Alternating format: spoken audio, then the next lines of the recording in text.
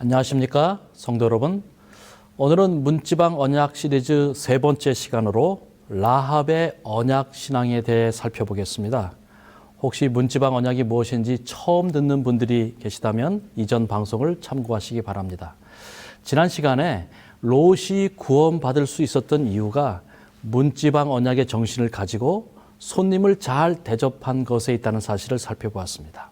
오늘은 같은 맥락에서 우리가 잘 알고 있는 기생 라합의 이야기를 문지방 언약의 관점에서 살펴보고자 합니다. 먼저 히브리서 11장 31절의 말씀을 보겠습니다. 믿음으로 기생 라합은 정탐꾼을 평안히 영접하였으므로 순종하지 아니한 자와 함께 멸망하지 아니하였도다. 히브리서 11장은 믿음장으로 알려져 있습니다. 믿음의 기라성들의 행적들이 그곳에 기록되어 있습니다. 믿음 때문에 순교한 아벨, 믿음으로 방주를 지었던 노아, 믿음으로 기적적으로 노년의 아들을 낳은 사라, 그리고 믿음으로 아들 이삭을 번제로 드리려 했던 아브라함, 또한 믿음으로 홍해를 건넜던 이런 사건들의 기록에 비하면 라합에 대한 이 믿음의 기록은 상대적으로 너무 평범해 보이지 않습니까? 여러분, 과연 정탐꾼을 평안히 영접한 것이 히브리서 11장에 기록될 만큼 정말 믿음이 있는 행동이었을까요?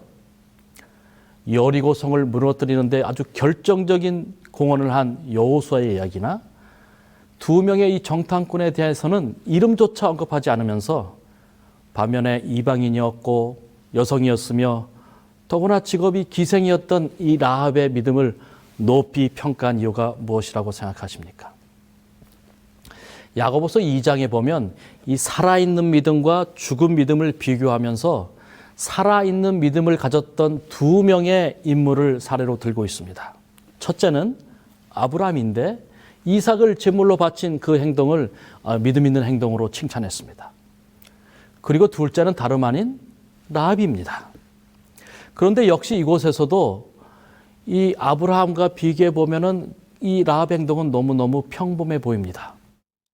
2장 25절에 있는 말씀 보시면 또 이와 같이 기생 라합이 사자들을 접대하여 다른 길로 나가게 할 때에 행함으로 의롭다 하심을 받은 것이 아니냐. 이곳에도 라합이 정탐꾼들을 접대했다는 사실을 내세우고 있습니다. 그런데 이러한 라합의 행동이 이 라합이 보여준 이 접대야말로 아브라함이 이삭을 바치려고 했던 그 행동만큼이나 위대하고 의로운 행동이었다고 칭찬하고 있는 것입니다. 저는 이 라합을 이러한 위대한 믿음과 의로운 행동으로 이끈 원동력이 바로 문지방 언약의 정신에서 나왔다고 생각합니다. 그녀의 이 영접과 접대는 단순히 친절을 베푸는 것 그 이상이었다고 하는 것이죠.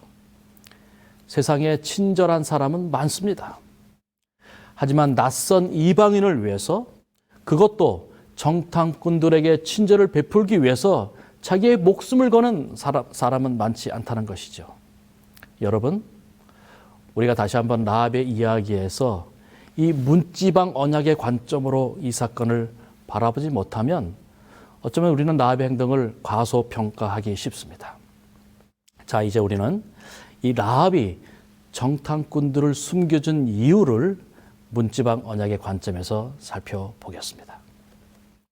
첫째로 라합이 정탐꾼을 숨겨주었던 이유는 하나님을 언약주로 믿었기 때문입니다. 여호수아 2장 9절로 11절에는 이 라합의 위대한 언약 신앙이 기록되어 있습니다.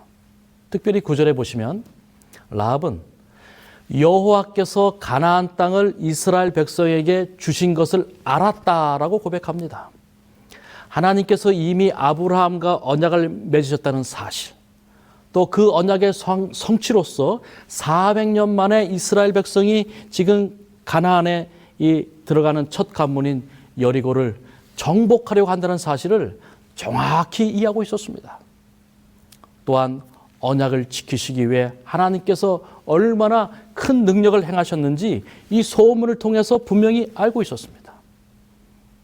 이미 여리고 사람들의 사기가 꺾였고 그들의 간담이 녹았고 집단 패닉에 빠져 있음을 그의 고백을 통해 알 수 있습니다. 여러분, 라합은 여리고 성 안에 사는 많은 사람들 중에 유일하게 여리고의 멸망을 100% 믿은 사람이었습니다. 그렇기 때문에 그녀는 자신과 이 가족들을 이 멸망으로부터 벗어날 수 있을까 그 방법을 찾고 있었던 것이죠. 그리고 구원의 유일한 방법은 전적으로 하나님의 언약을 믿고 언약 안으로 들어가는 것밖에 없다고 그녀는 믿었습니다. 이에 대해서 재림교회 성경 주석은 다음과 같이 설명하고 있습니다. 라합은 믿음을 고백한 후 생명을 보존하기 위하여 하나님과 그분의 백성의 대표자들과 언약 관계로 들어가고자 나아갔다. 여러분, 라합은 진심으로 하나님과 언약을 맺고 그분의 언약 백성이 되길 사모했습니다. 그것만이 그녀가 멸망에서 벗어나서 구원받을 수 있는 유일한 길이라고 믿었기 때문입니다.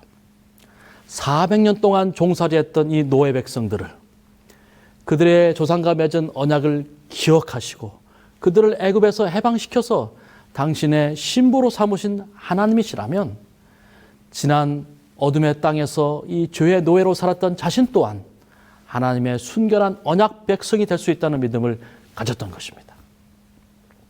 이러한 라합의 믿음과 기도는 하늘에 상달되었고 아마도 하나님께서는 다음과 같이 그녀에게 응답하셨을 것입니다.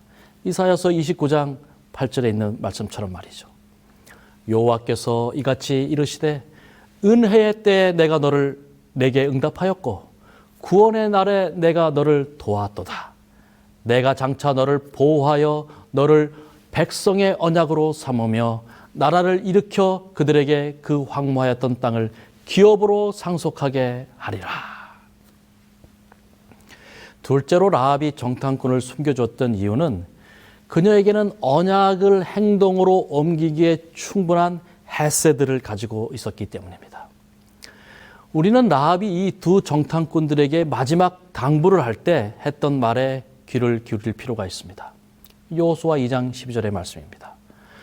그러므로 이제 청하노니 내가 너희를 선대하였은즉 너희도 내 아버지의 집을 선대하도록 여호와로 내게 맹세하고 내게 증표를 내라.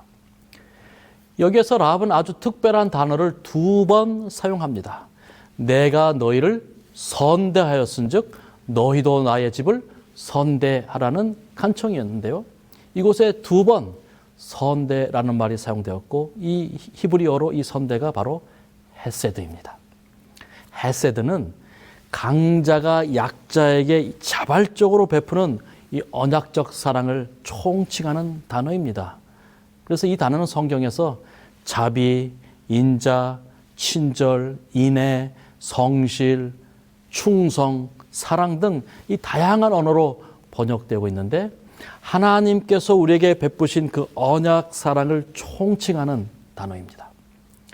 라합의 고백처럼 이 라합이 보여준 헤세드는 이 집주인이 이 낯선 길손들, 나그네들에게 베풀어주는 이 문지방 언약에 아주 잘 나타납니다.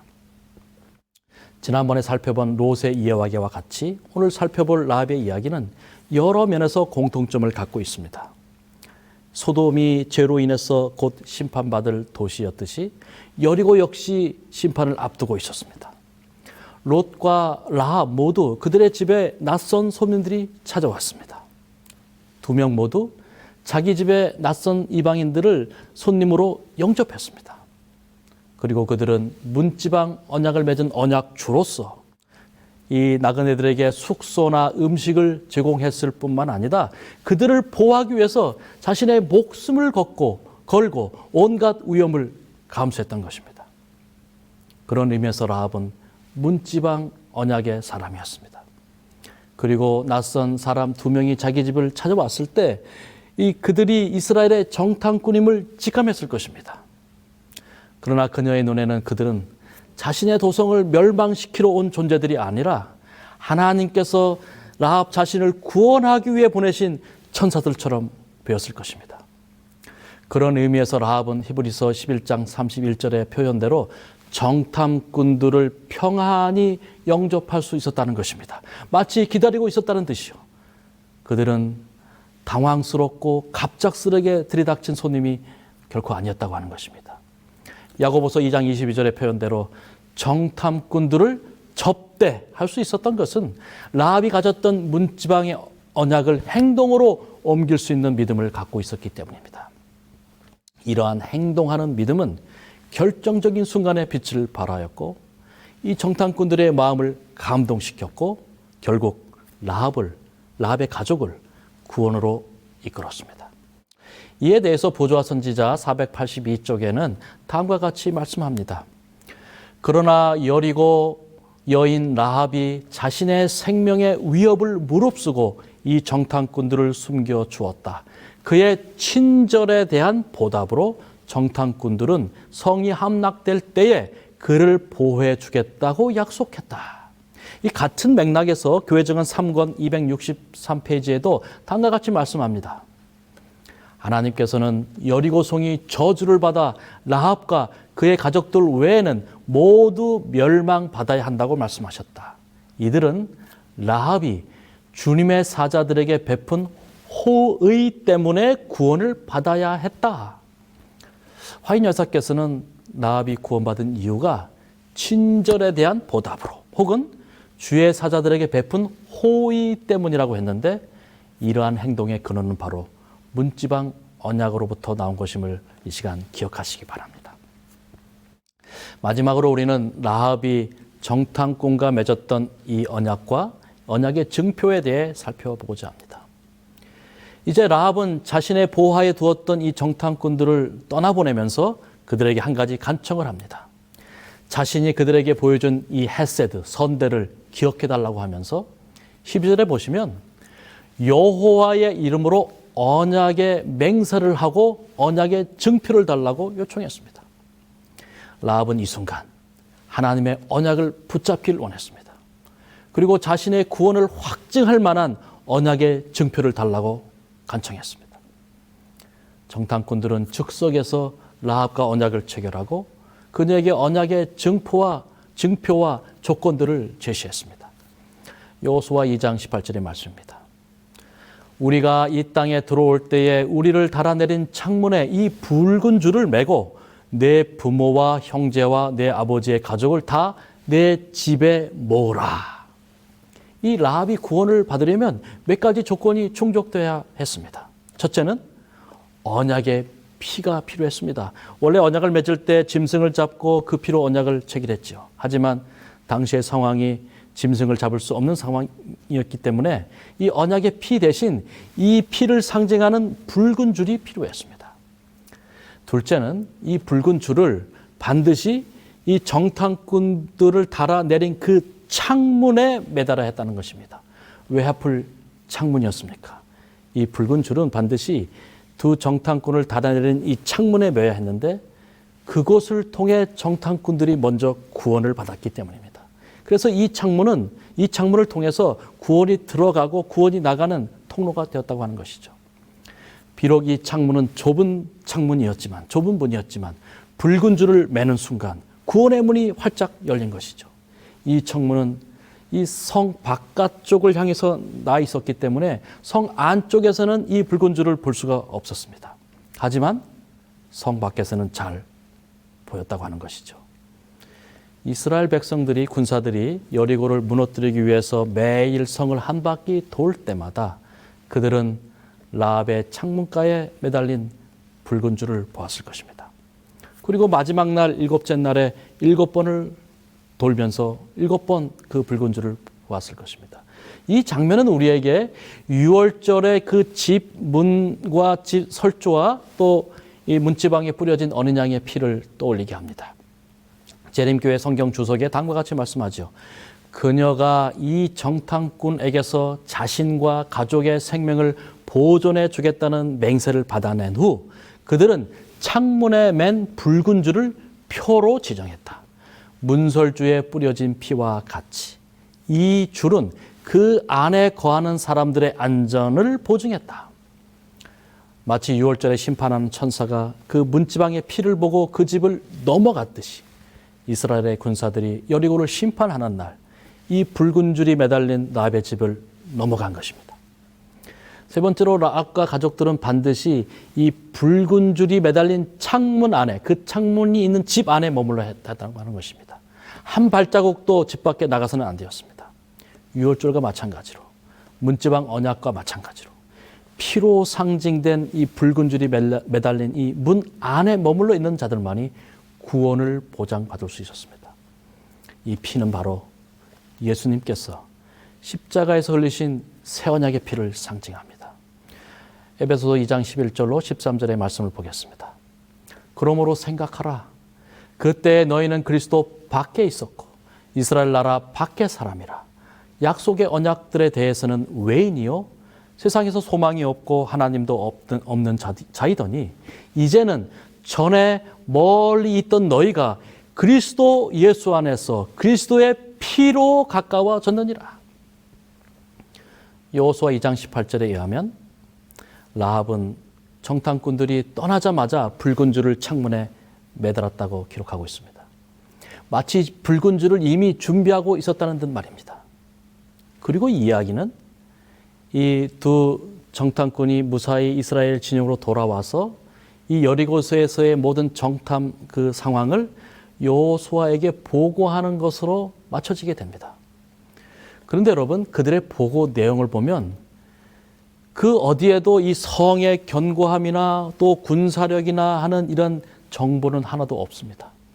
그들의 보고는 오직 한 가지에만 집중되어 있습니다. 부조와 선지자 483페이지에 보면 그들의 보고 내용을 요약하면서 이렇게 결론을 내립니다. 정탐꾼들은 진실로 여호와께서 그 땅을 우리 손에 붙이셨으므로 그 땅의 모든 거민이 우리 앞에서 간담이 녹더이다 한 소식을 가지고 무사히 돌아왔다. 그들은 여리고 성에서 다음과 같은 말을 들었다.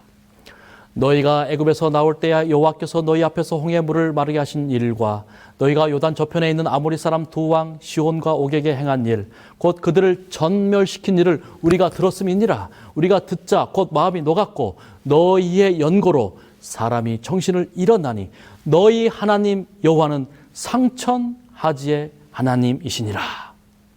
이제 진군을 준비하라는 명령이 하달되었다.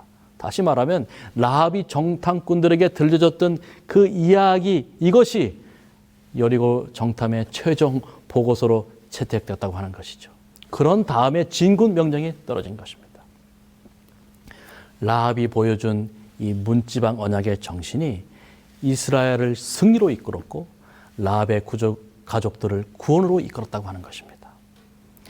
이러한 문지방 언약의 풍성한 은혜가 오늘 이 시간에 함께 하시는 성도 여러분 모든 가정마다, 교회마다 여러분의 삶 가운데 가득 차기를 바라면서 오늘 말씀을 드리겠습니다. 감사합니다.